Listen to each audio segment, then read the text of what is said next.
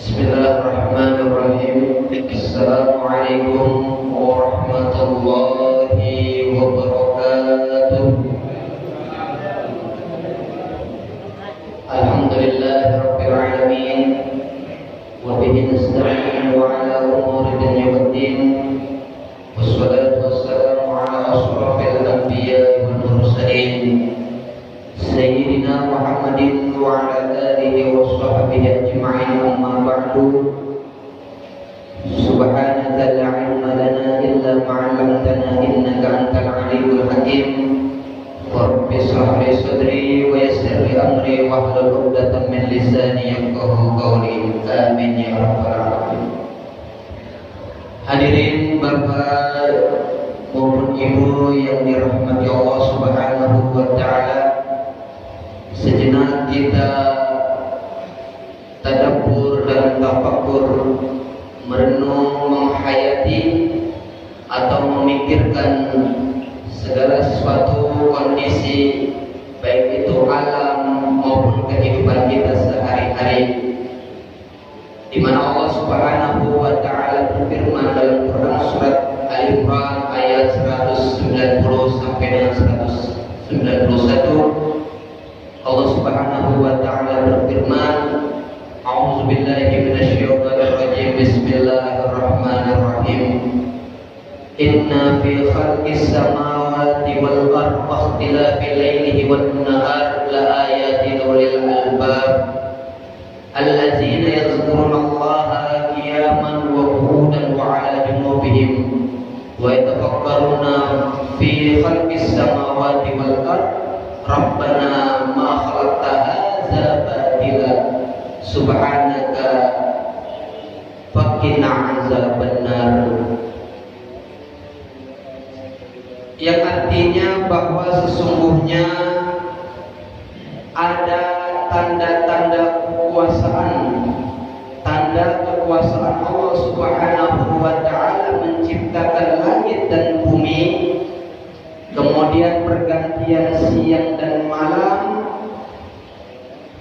dan juga bagi orang-orang yang memikirkan kebesaran Allah Subhanahu wa taala, segala sesuatunya yang Allah ciptakan, baik itu bumi, langit dan beserta seisinya, itu tidak ada yang sia-sia. Orang yang memikirkan sambil dia berdiri, duduk dan berbaring memikirkan kekuasaan Allah Subhanahu wa taala, maka dia adalah orang yang beruntung, orang yang dapat memikirkan kekuasaan Allah Subhanahu wa taala, tidaklah merugi daripadanya, melainkan yang ia peroleh adalah kenikmatan-kenikmatan Allah, kenikmatan-kenikmatan dari Allah Subhanahu wa taala, baik itu di dunia sampai di alam baka. Hadirin Bapak Ibu yang dirahmati Allah Subhanahu wa taala, dalam Quran surat Az-Zuriyat ayat 55 sampai dengan 58, Allah Subhanahu wa taala berfirman, "Fadzakir fa inna dzikra tanfa'ul mu'minin." Fadzakir fa inna dzikra tanfa'ul mu'minin. Yang artinya, maka selalu beri peringatan, maka jangan bosan-bosan untuk memberi peringatan, karena peringatan itu sesungguhnya adalah manfaat bagi orang-orang yang beriman. Boleh dikatakan orang beriman itu mendapatkan manfaat dari nasihat. Dahulu Rasulullah SAW itu sebagai risalah yang menyampaikan baik itu peringatan maupun kabar gembira. Sepeninggalan Rasulullah SAW yang dikhawatirkan tidak ada lagi yang memberikan baik itu nasihat dan peringatan. Karena sesungguhnya peringatan itu adalah manfaat bagi orang mukmin. Tanyakanlah hati-hati yang dimiliki orang beriman, hati mereka ketika diberikan nasihat, maka hati orang beriman itu dia bergetar hatinya, memperoleh petunjuk dari Allah Subhanahu wa taala, meresapi sampai di dalam hatinya. Maka inilah yang dimiliki oleh orang yang beriman.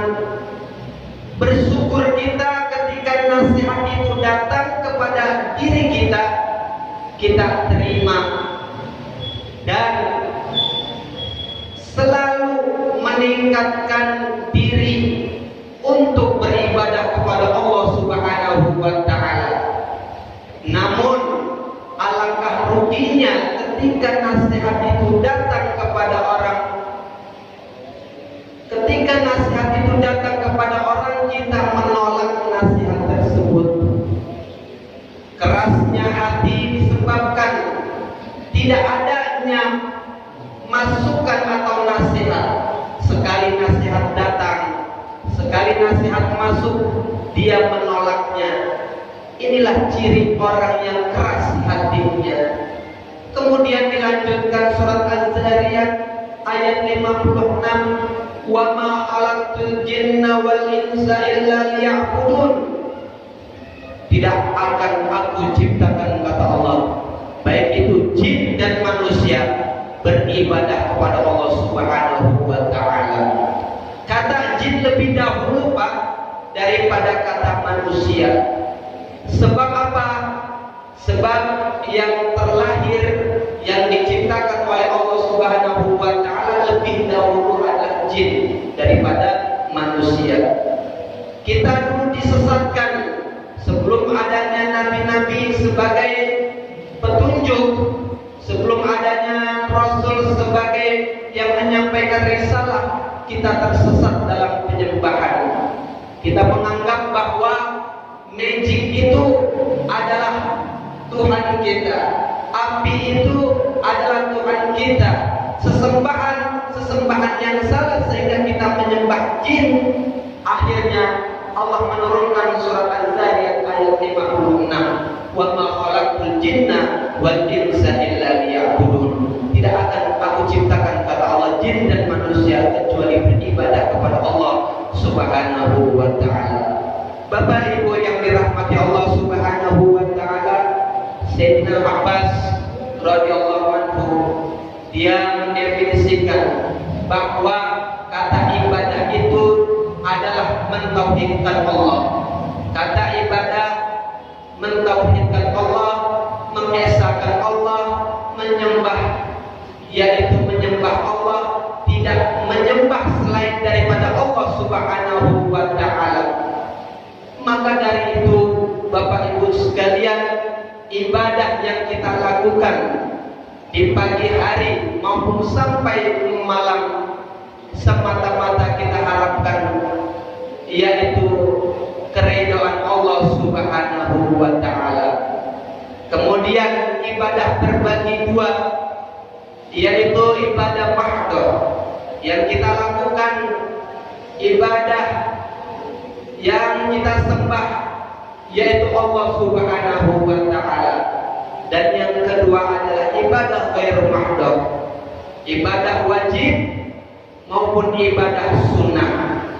Termasuk ibadah ketika kita menjalankan apa-apa yang dilarang oleh Allah Subhanahu wa taala. Imtithalul awamirillah wajtanibun nawahi, melaksanakan segala perintah Allah Subhanahu wa taala adalah ibadah, dan menjauhi diri dari larangan Allah Subhanahu wa taala adalah ibadah. Tabasumuka fi wajhika shadaqah, termasuk ibadah ketika kita menjumpai seseorang dalam keadaan senyum, walaupun duit atau uang tak punya. Man asbaha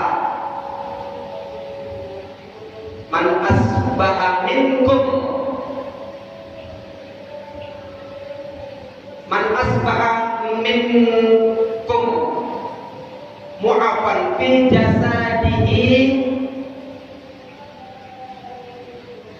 fi jasadihi aminan wasir bihi minhu kutu yaumihi faka'an nama hizat lahud dunia.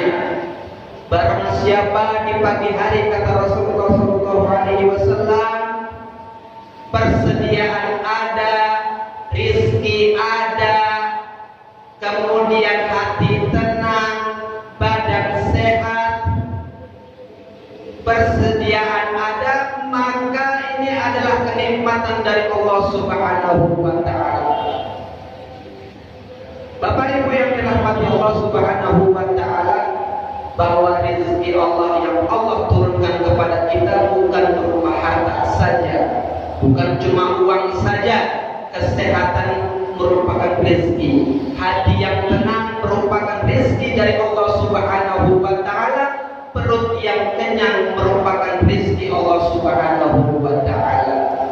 Dilanjutkan surat Az-Zariyat ayat 57.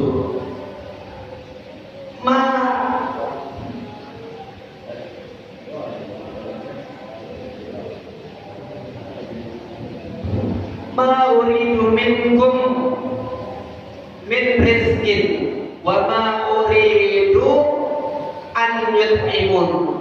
Allah tidak, sekali-kali Allah tidak mengharapkan dari peribadatan kita. Allah tidak untung, Bapak Ibu sekalian, dari peribadatan kita yang kita lakukan ini Allah tidak untung.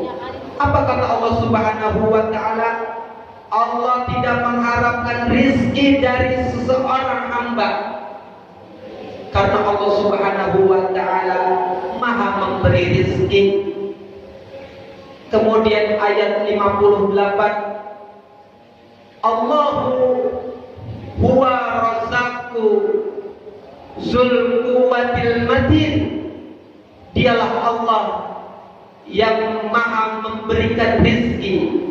Razakun artinya yang memberikan rezeki, maha pemberi atas segala sesuatu. Kemudian Allah Subhanahu wa Ta'ala yang maha kuat lagi maha teguh. Bapak Ibu yang dirahmati Allah Subhanahu wa Ta'ala, rezeki yang kita peroleh cukup untuk kita, karena Allah memberi rezeki atas setiap seseorang, walaupun orang itu tidak beribadah, sekalipun orang itu tidak menyembah Allah Subhanahu wa Ta'ala, dan Allah tidak untung apa yang kita lakukan. Kita melaksanakan ibadah kepada Allah Subhanahu wa Ta'ala, sesungguhnya itu ibadah itu kembali kepada kita, Bapak Ibu sekalian, kembali kepada individu kita. Maukah kita untung dalam beribadah kepada Allah Subhanahu wa Ta'ala? Karena kita beribadah kepada Allah Subhanahu wa Ta'ala adalah jaminannya surga. Bapak Ibu yang dirahmati Allah Subhanahu wa Ta'ala, yang memberi peringatan adalah Rasulullah SAW, sehingga ketika peringatan itu sudah habis dimakan oleh masa, sudah saatnya Rasulullah SAW wafat, Allah Subhanahu wa Ta'ala berfirman dalam Quran surat Al-Maidah ayat 3, Al-yawma akmaltu lakum dinakum wa atmamtu alaikum ni'mati wa raditu lakumul Islam dinan. Telah Allah sempurnakan nikmat Allah cukupkan. Kemudian agama Islam sudah diridhoi oleh Allah Subhanahu wa Ta'ala. Wahyu tidak lagi turun, Bapak Ibu sekalian, setelah ayat ini turun. Ini adalah merupakan ayat terakhir. Malaikat Jibril tidak turun setelah ayat ini turun, sehingga Malaikat Jibril memberikan kabar kepada Nabi kita Muhammad sallallahu alaihi wasallam. Kemudian para sahabat pada masa itu yang paling mencolok adalah Abu Bakar Siddiq. Dia bersedih di antara orang-orang yang bergembira, karena orang-orang yang bergembira ini menyangka bahwa agama Islam adalah agama yang paling benar dan diridhoi Allah Subhanahu wa taala. Akhirnya Abu Bakar menangis sampai dia pulang ke rumah. Kemudian dia mencolok menangis tersebut sampai di rumah dia tetap menangis, dan kemudian sahabat kebingungan sehingga dia menuju ke rumah Abu Bakar Siddiq radhiyallahu anhu. Ditanyakan kepada sahabat, ditanyakan oleh sahabat, "Ya Abu Bakar, kenapa engkau menangis?" "Saya menangis karena surat yang diturunkan adalah surat terakhir, pertanda bahwa Allah sudah menyempurnakan agama Islam, pertanda bahwa Nabi kita Muhammad sallallahu alaihi wasallam akan wafat, sehingga aku menangis." Kemudian sahabat setelah daripada rumah Abu Bakar Siddiq seakan tidak percaya akan sepeninggalan Rasulullah sallallahu alaihi wasallam, sehingga menujulah ke rumah Rasulullah sallallahu alaihi wasallam. Kemudian setiap hari Senin Rasulullah diperparah oleh penyakitnya.